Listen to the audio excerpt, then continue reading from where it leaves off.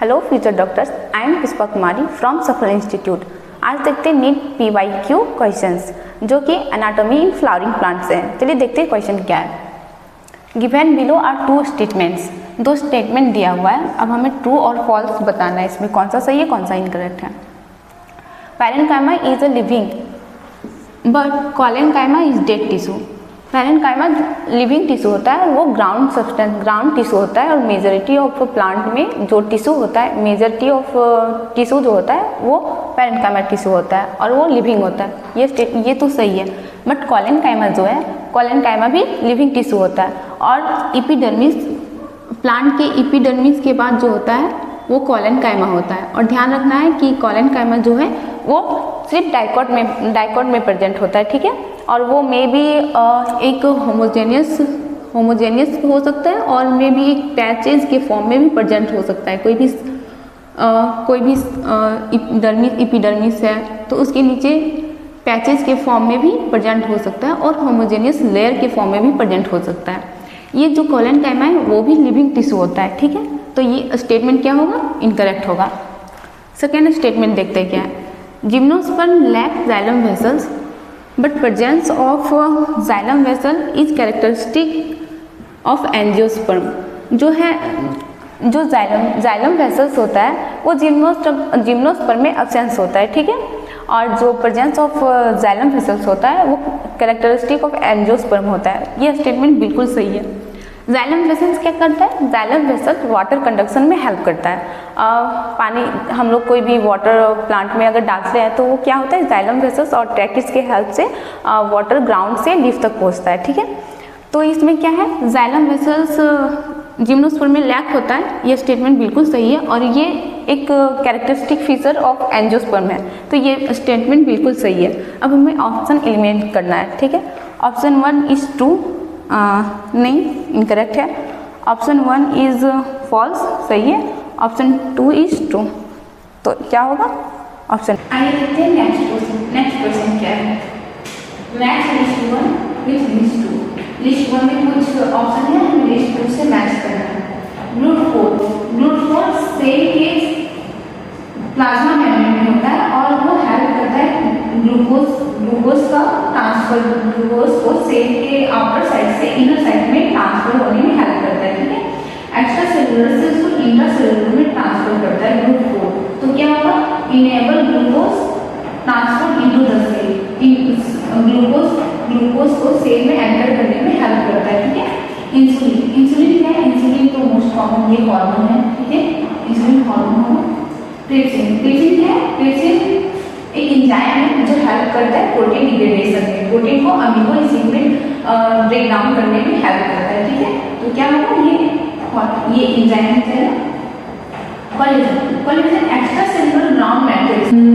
Extra cellular substance में maximum क्या होता है, कोलेजन होता है, ठीक है। तो ये एक्स्ट्रा सेलुलर सब्सटेंस हो जाएगा। Intercellular ground substance, intercellular actually cell के बाहर का जितना स्पेस है उसमें कोलेजन होता है। इंट्रासेलुलर मींस सेल के अंदर, extra cellular means intracellular means cell के अंदर और इंटरसेलुलर मतलब सेल के बीच में, ठीक है। तो क्या हो जाएगा, collagen intercellular ground. Match list 1 with list 2। List 1 में हमें सब फेजेस गिवन है मियोसिस के और लिस्ट 2 में हमें कुछ स्पेसिफिक कैरेक्टर दिए हुए हैं सब फेजेस के। हमें लिस्ट 1 को लिस्ट 2 से मैच करना है, ठीक है। मियोसिस में प्रोफेज 1 के सब फेजेस दिए हैं और प्रोफेज 1 के सब फेजेस क्या होते हैं, लिप्टोटीन, जाइगोटीन, पैकेटीन, लिप्टोटीन और डायकाइनेसिस। लिप्टोटीन में क्या होता है, लिप्टोटीन में कॉम्पैक्शन ऑफ क्रोमोसोम होता है। क्रोमोसोम कॉम्पैक्ट करके क्रोमेटिन कॉम्पैक्ट करके क्रोमोसोम के फॉर्म में लिप्टोटीन आता है, ठीक है। और जाइगोटीन में क्या होता है, क्रोमोसोम जो फॉर्म होता है वो स्टार्ट पेयरिंग करता है। पेयरिंग करने जो प्रोसेस होता है उसको हम साइनेसिस करते हैं। पैकेटिन में क्या होता है, पैकेटिन में जो क्रोमोसोम पेयर हुए थे उन दोनों के बीच में नोड्यूल्स बनता है, ठीक है। नोड्यूल्स बनता है ताकि क्रॉसिंग ओवर अच्छे से हो पाए, ठीक है। और डिप्लोटीन क्या होता है, साइनोटोनिमल कॉम्प्लेक्स का डिसॉल्यूशन होता है और एक्स से काइनेस्माटा का जो फॉर्मेशन, एक्स से काइनेस्माटा का फॉर्मेशन एक्चुअली पैकेटिंग स्टेज में हो जाता है, सब फेजेस में हो जाता है। लेकिन डिप्लोटीन में क्या होता है, जो एक्स से काइनेमाटा फॉर्मेशन हुआ वो टर्मिनाइजेशन स्टार्ट हो जाता है और उसका टर्मिनाइजेशन कंप्लीट कहाँ पे होता है, कंप्लीट होता है डायकाइनेसिस में। ये मेन समरी है प्रोफेज 1 का। अब इसके थ्रू हम लोग ये मैच करेंगे, ठीक है। सबसे पहले क्या है, डायकाइनेसिस। डायकाइनेसिस में क्या होता है, टर्मिनाइजेशन ऑफ क्रोमोसोम होता है, ठीक है। तो ऑप्शन में हम लोग देखें, कंप्लीशन ऑफ टर्मिनाइजेशन ऑफ काइनेमाटा क्या होगा, 1 का 2।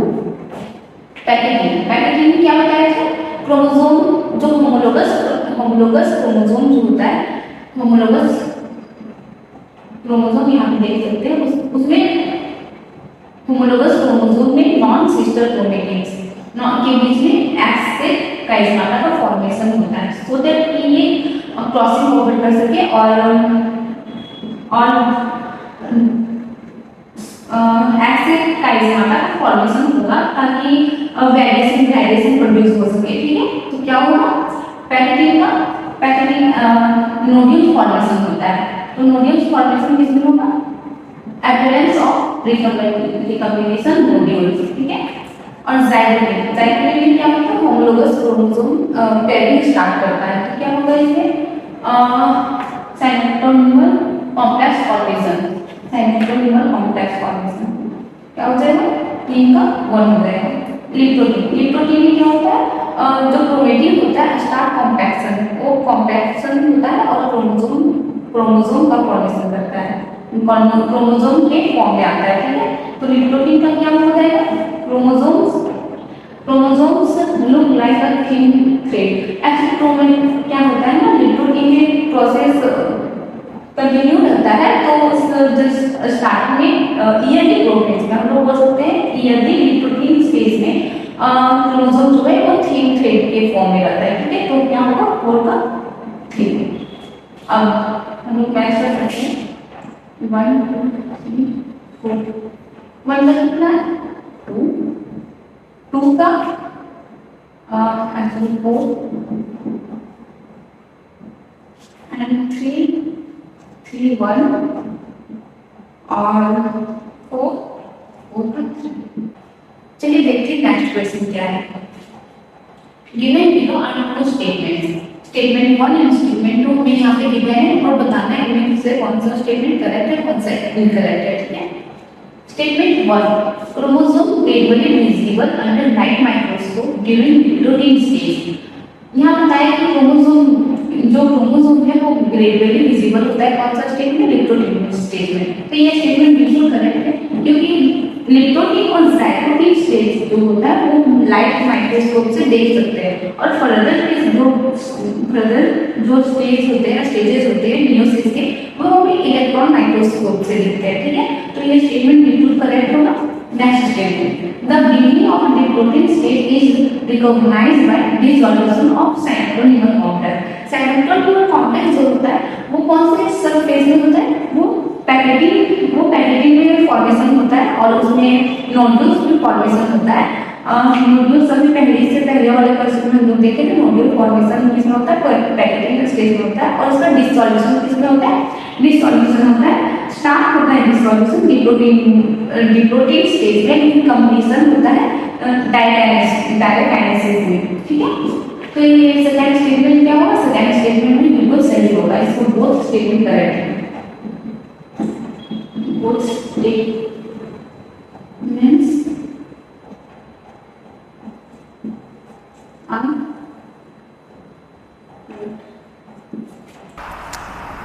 The DNA present in chloroplast is, chloroplast में जो डीएनए प्रेजेंट होता है उसका हमें फीचर बताना है। Linear single strand, circular single strand, linear double strand, circular double strand.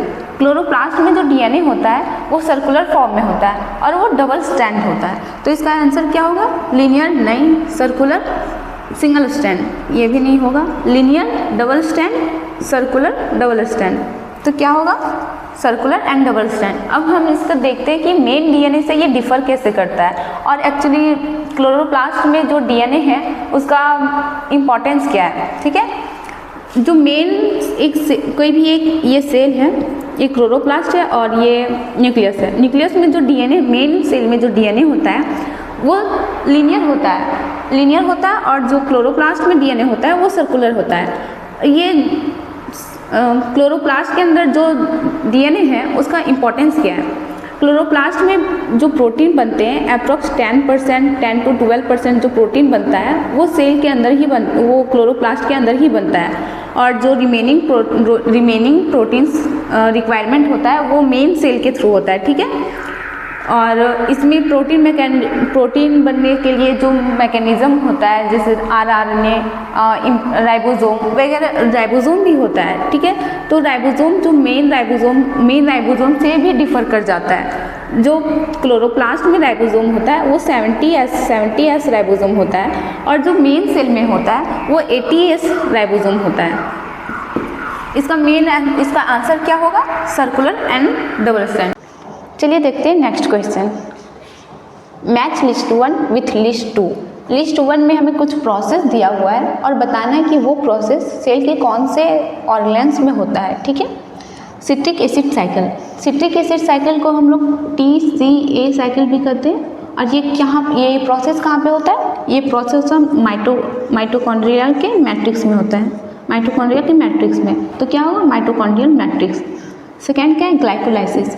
Glycolysis में क्या होता है? ग्लाइकोलाइसिस में कार्बोहाइड्रेट जो होता है ग्लूकोज, वो पायरुविक एसिड में ग्लूकोज जो है पायरुविक एसिड में कन्वर्ट होता है, स्टेप बाय स्टेप होता है। ठीक है, तो इसका क्या होगा? साइटोप्लाज्म। ग्लाइकोलाइसिस कहाँ पर होता है? साइटोप्लाज्म में। थर्ड क्या है? Electron transport chain. Electron transport chain कहाँ पे होता है? माइटोकॉन्ड्रिया के इनर मेम्ब्रेन में। माइटोकॉन्ड्रिया का आउटर मेम्ब्रेन, इनर मेम्ब्रेन, तो उसका इनर मेम्ब्रेन में होता है इलेक्ट्रॉन ट्रांसपोर्ट चेन। तो क्या होगा? Inner mitochondrial membrane. क्या है? Proton gradient. Inner mitochondrial membrane में जब इलेक्ट्रॉन ट्रांसपोर्ट चेन होता है तो उसका इंटर मेम्ब्रेन स्पेस में क्या होता है? हाइड्रोजन आयन का कंसंट्रेशन इंक्रीज होता है। इसको कहते हैं इंटर मेम्ब्रेन हाइड्रोजन आयन का कंसंट्रेशन जब इंक्रीज होता है और ये कंसंट्रेशन जब ब्रेक डाउन होता है तो उससे एटीपी रिलीज होता है। ठीक है, उसका एक अलग प्रोसेस है। तो क्या होगा? प्रोटॉन ग्रेडियंट कहाँ पर होता है? इंटर मेम्ब्रेन स्पेस में, माइटोकॉन्ड्रिया के इंटर मेम्ब्रेन स्पेस में। तो क्या होगा इसका? थर्ड। अब हम लोग इसका ऑप्शन मिलाएं। ए का 2, बी का क्या हो जाएगा? ग्लाइकोलाइसिस, साइटोप्लाज्म 1, सी का इलेक्ट्रॉन ट्रांसपोर्ट चेन कहाँ होता है? इनर माइटोकॉन्ड्रियल मेम्ब्रेन में, तो 4 हो जाएगा। डी का प्रोटॉन ग्रेडियंट क्या होता है? Inter membrane space of mitochondria. 3। Next question क्या है? Match list 1 with list 2। List 1 में हमें कुछ प्लांट्स दिए हैं, उसका फीचर लिस्ट 2 में दिया है और हमें मैच करना है। ठीक है, सबसे पहले क्या है? रोज का क्या होगा? ट्विस्टेड एस्टिमेशन, पेरिलाइनिस फ्लावर, ड्रूप या मार्जिनल ट्रांसफॉर्मेशन। रोज का क्या होता है? रोज है रोजेसिएई फैमिली से और रोजेसिएई फैमिली का फीचर क्या होता है? पेरिलाइनिस फ्लावर। पेरिलाइनिस फ्लावर में क्या होता है कि ऑब्लिक स्टामेन सेपल पैटर्न जो होता है सेम लेवल पर होता है। तो क्या होगा रोज का? पेरिलाइनिस फ्लावर। सेकेंड में क्या है? पी का फीचर है कि वो मार्जिनल प्लासेंटेशन होता है, मार्जिनल प्लासेंटेशन। तो क्या हो जाएगा? 4। मार्जिनल प्लासेंटेशन में क्या होता है? वेंट्रल सर्कल होता है जिसमें सारे सीड लगे हुए होते हैं। तो फॉर एग्जाम्पल इसका हम देख सकते हैं। तो क्या होगा? पी का हो जाएगा मार्जिनल प्लासेंटेशन। अब क्या होगा? कॉटन किससे? कॉटन मालवेसिएई फैमिली से और मालवेसिएई फैमिली का क्या होता है कि ट्विस्टेड एस्टिमेशन होता है, उसका फीचर है। ठीक है, और मालवेसिएई फैमिली में क्या हो सकता है? लेडी फिंगर भी आता है। ठीक है, तो क्या होगा? कॉटन का ट्विस्टेड एस्टिमेशन। ट्विस्टेड एस्टिमेशन में क्या होता है? Arrangement of sepal with respect to other sepal कैसा है? ट्विस्टेड है या इंडिकेट है, कैसा है? ठीक है, तो क्या हो जाएगा? कॉटन का ट्विस्टेड। अब फिर मैंगो का क्या होगा? ड्रूप। मैंगो और कोकोनट जो होता है वो ड्रूप प्लांट होता है, ड्रूप फ्रूट होता है। रूट फूड में क्या होता है, जो एंडोकार्प होता है वो हार्ड और स्टोनी होता है, ठीक है, तो क्या होगा रूट। अब हम लोग मैच कर सकते हैं ABCD, A 2 B 4 C cotton twisted aspiration 1 and D 3. Auxin is used by gardeners to prepare weed-free lawns, but no damage is caused to the grass as auxin. इसका रीज़न हमें बताना है कि ऑक्सिन जो है उसको हम लोग वीड फ्री राउंड्स प्रिपेयर करने में यूज़ करते हैं। इसका रीज़न क्या होगा, चलिए ऑप्शन देखते हैं क्या क्या है। Does not affect mature monocotyledonous plants, ये फर्स्ट ऑप्शन है कि वो मैच्योर मोनोकोटिलिडनस प्लांट को अफेक्ट नहीं करता है, ठीक है। दूसरा ऑप्शन क्या है, can help in cell division in grass to promote growth, to produce growth. अगर कोई भी हार्मोन है, अगर वो सेल डिवीजन को प्रमोट करेगा तो वो वीड फ्री लाउंड प्रिपेयर करने में हेल्प नहीं करेगा, वो तो और ग्रास प्रोड्यूस करेगा, ठीक है, तो ऑप्शन 2 नहीं हो सकता है। Promotes apical dominance, apical dominance भी नहीं करेगा, ठीक है, तो ये भी उसका अब एक्चुअली ऑक्सिन एपिकल डोमिनेंस करता है, बट इसका रीज़न ये नहीं होगा, तो ऑप्शन 4 भी नहीं होगा। Promote abscission of mature leaves only, abscission of mature leaves भी करता है, बट इसका ऑप्शन तो इसका रीज़न तो ये भी नहीं होगा, क्योंकि अगर हम कोई भी सपोज दैट ये ग्रास है, ठीक है, अगर एब्सिशन ऑफ लीफ करेगा तो इसका रीज़न तो नहीं हो सकता है, क्योंकि एब्सिशन ऑफ लीफ करेगा तो स्टेम वगैरह तो रह जाएंगे, ठीक है, तो इसका भी ऑप्शन नहीं होगा। ऑप्शन क्या होगा, does not affect mature monocotyledonous plant, ये अफेक्ट करता है ओनली डाइकोटिलिडनस प्लांट को ही, ठीक है, तो इसका ऑप्शन क्या होगा, ऑप्शन 2। और ऑक्सिन में भी हम लोग मेन ऑक्सिन कौन सा लिखते हैं, ऑक्सिन का वेरियस टाइप है, वो मे भी सिंथेटिक हो सकता है, मे भी नेचुरल हो सकता है, ठीक है, तो ऑक्सिन का सिंथेटिक फॉर्म हम लोग लेते हैं जिसको बोलते हैं 2,4-D। 2,4-D का फुल फॉर्म क्या होगा, 2,4-डाइक्लोरोफेनॉक्सी एसिटिक एसिड, जिसको हम लोग कॉमनली यूज़ करते हैं, ठीक है, तो ऑप्शन क्या होगा 1। चलिए देखते हैं next question. Spraying sugarcane crop with which of the following growth regulator increase the stem thus increasing yield? इनमें से कौन सा ग्रोथ रेगुलेटर, यहाँ पे कुछ ग्रोथ रेगुलेटर का ऑप्शन गिवन है और हमें बताना है कि इनमें से कौन सा ग्रोथ रेगुलेटर सुगरकेन के क्रॉप में अगर हम लोग स्प्रे करेंगे तो इसका ग्रोथ इंक्रीज करेगा और इंटरनोड लेंथ उसका इंक्रीज करेगा, तो उसका प्रोडक्शन ऑब्वियसली इंक्रीज हो जाएगा। सबसे पहला है साइटोकाइनिन। साइटोकाइनिन का यूज़ वहाँ पर होता है जहाँ रैपिडली सेल डिवीजन हो रहा होता है, ठीक है, तो ये ऑप्शन नहीं होगा।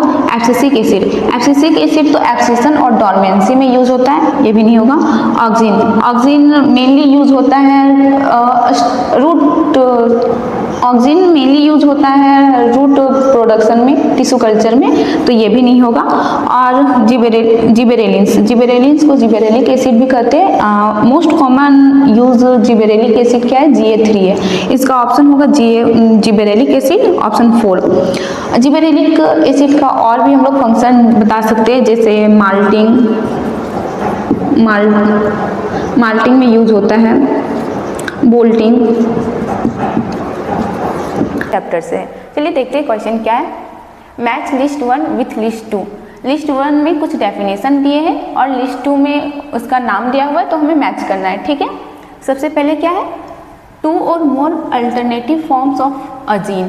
कोई भी एक जीन है उसका एक या एक से ज़्यादा फॉर्म भी हो सकते हैं, उसको क्या बोलते हैं, उसको अलील्स बोलते हैं। सपोज कोई भी एक प्लांट है, उसका हाइट के लिए हम लोग उसका हाइट के लिए जीन होता है T, ठीक है। अब कैपिटल T उसका एक वेरिएशन, अदर वेरिएशन क्या हो सकता है हाइट के लिए, या तो वो ड्वार्फ है, ड्वार्फ के लिए क्या लिखते हैं, स्मॉल t। ये वेरिएशन है हाइट का कि एक प्लांट लंबा है तो उसके लिए कैपिटल T, और एक प्लांट छोटा है तो उसके लिए स्मॉल t होगा, ठीक है। तो स्लाइटली डिफरेंट फॉर्म भी हम लोग बोल सकते हैं, एक जीन का स्लाइट डिफरेंट फॉर्म क्या है, अलील्स होता है, तो इसका क्या होगा, alleles, option 3। Cross of F1 progeny with homozygous recessive parents. कोई भी एक हम लोग टेस्ट करते हैं, कोई भी प्लांट का है तो उसका जीन हम लोग फाइंड करने के लिए कि वो होमोजाइगस है या हेटेरोजाइगस है, ये फाइंड करने के लिए हम लोग टेस्ट क्रॉस करते हैं, ठीक है। अब यहाँ पे क्या बोला है, test with recessive parent. Test with, जब हम लोग रेसेसिव पेरेंट के साथ करते हैं तो उसको हम लोग टेस्ट क्रॉस करते हैं, ठीक, टेस्ट क्रॉस बोलते हैं। तो इसका ऑप्शन क्या होगा, टेस्ट क्रॉस, ठीक है। अब क्या हुआ, cross of F1 progeny with any of the parents. जब हम लोग कोई भी प्लांट का जीन पता करते हैं कि वो होमोजाइगस है या हेटेरोजाइगस है, अगर हम किसी भी पेरेंट से करें तो क्या होता है, वो बैक क्रॉस होता है, ठीक है। तो इसका कौन सा ऑप्शन होगा, बैक क्रॉस, ऑप्शन ए। अब यहाँ पे क्या है, number of chromosome in a set of plant. कोई भी प्लांट का पूरा अगर हम लोग क्रोमोसोम का सेट पूरा लिखते हैं तो उसको क्या बोलते हैं, प्लॉइडी बोलते हैं। सपोज एक प्लांट का टोटल क्रोमोसोम 10 है, ठीक है, एक सेट ऑफ क्रोमोसोम 10 है, तो हम लोग क्या लिखते हैं, इसको लिख सकते हैं 2n। 2n क्या लिख सकते हैं, 2n हम लोग एक्चुअली हम लोग लिखते हैं पेयर में, ठीक है। n क्या हो जाएगा, n हो जाएगा 5, इसको क्या बोलते हैं, प्लॉइडी, ठीक है। तो इसका ऑप्शन हो जाएगा 2। क्वेश्चन क्या है, identify correct description about the given figure. हमें यहाँ पे एक फिगर गिवन है और इसके अकॉर्डिंग बताना है कि कौन सा स्टेटमेंट करेक्ट है, कौन सा डिस्क्राइब किया हुआ स्टेटमेंट बिल्कुल करेक्ट है, ठीक है। ये हम फिगर देख के आइडेंटिफाई कर सकते हैं। ये स्टामेन हम लोग देख सकते हैं जो कि वेल एक्सपोज स्टामेन है। वेल एक्सपोज स्टामेन किसका होता है, जो विंड पॉलिनेटेड फ्लावर होते हैं उसका स्टामेन वेल एक्सपोज होता है, ताकि एयर से स्टामेन में जो पॉलन ग्रेन होता है वो इजीली डिस्पोज हो सके, ठीक है। तो अब हम ऑप्शन देखते हैं, कलिस्टोगैमस फ्लावर शोइंग ऑटोगैमी। कलिस्टोगैमस फ्लावर जो है ऑटोगैमी ही शो करता है, लेकिन हमें यहाँ फिगर के अकॉर्डिंग बताना है तो ये गलत हो जाएगा। Compact inflorescence showing complete autogamy. Compact inflorescence complete autogamy show करता है, मगर यहाँ हमें फिगर के अकॉर्डिंग बताना है तो ये भी गलत होगा। Wind pollinated plant inflorescence showing flower with well expose stamen. ये wind pollinated flower, wind pollinated plant ही है और इसका स्टामेन जो है वेल एक्सपोज है, तो ये बिल्कुल करेक्ट स्टेटमेंट होगा। Water pollinated flower showing stamen with mucilaginous coating. Water, पहली बात तो वाटर पॉलिनेटेड फ्लावर ये नहीं है, लेकिन वाटर पॉलिनेटेड जो फ्लावर होता है उसका जो स्टामेन होता है वो वेल म्यूसिलेजिनस कोटिंग होता है उसमें, ताकि वो वाटर से जो पॉलन ग्रेन है वो गीला ना हो जाए, तो उसका स्टामेन वेल म्यूसिलेजिनस कोटिंग होता है उसमें, ठीक है। तो इसका करेक्ट स्टेटमेंट हो जाएगा 3। Which of the following is used in, Which of the following are fused in somatic hybridization involving two variety of plants? यहाँ somatic hybridization का definition भी बता दिया, ठीक है। क्या होता है, somatic hybridization में two variety of plants हम लोग चूज करते हैं, और टू वेराइटी ऑफ प्लांट हम लोग चूज कैसे करते हैं, कोई भी हम लोग को कैरेक्टर चाहिए होता है जो कि डिफरेंट प्लांट में होता है, उन दोनों को फ्यूज करके एक प्लांट प्रोड्यूस करते हैं जो कि ये दोनों का फीचर्स हो, ठीक है। तो इसके लिए हम लोग इसका एक सेल लेते हैं, इसका भी एक सेल लेते हैं और दोनों को फ्यूज करके हम लोग नया वैरायटी ऑफ प्लांट बनाते हैं, ठीक है। तो इसके लिए हम लोग क्या फ्यूज करते हैं हमें बताना है, प्रोटोप्लास्ट, पॉलेंस, कैलस और सोमेटिक एम्ब्रियोज। तो इसके लिए हम लोग प्रोटोप्लास्ट फ्यूज करते हैं। प्रोटोप्लास्ट क्या होता है, हमें पता है कि ये प्लांट सेल है, प्लांट सेल है तो उसमें सेल वॉल भी होगा, तो हम लोग क्या करते हैं, सेल वॉल को डाइजेस्ट करके सेल वॉल को डाइजेस्ट कर देते हैं, जिससे क्या होता है कि प्लाज्मा मेम्ब्रेन और उसका इनर कॉन्स्टिट्यूट बचता है, ठीक है। तो प्लाज्मा मेम्ब्रेन, दो सेल का प्लाज्मा मेम्ब्रेन फ्यूज करते हैं और एक न्यू सेल बनाते हैं, इसको बोलते हैं सोमेटिक हाइब्रिडाइजेशन। तो इसका क्या होगा, somatic hybridization. Pollen grain fuse नहीं करते हैं, पॉलन ग्रेन से तो पॉलन ग्रेन और ओवम मिलके हम लोग एक फर्टिलाइजेशन प्रोसेस होता है। और ये कैलस भी नहीं होगा, क्योंकि कैलस जो होता है एक सेल का मास होता है, अनडिफ्रेंशिएटेड सेल का मास होता है, जिससे कोई भी एक कंप्लीट प्लांट प्रोड्यूस कर सकते हैं। ये टोटिपोटेंट सेल होता है, ठीक है, जो एबल होता है कंप्लीट प्लांट प्रोड्यूस करने के लिए। और सोमेटिक एम्ब्रियोज भी नहीं होगा, ठीक है। तो ऑप्शन क्या होगा, ऑप्शन में। Thank you.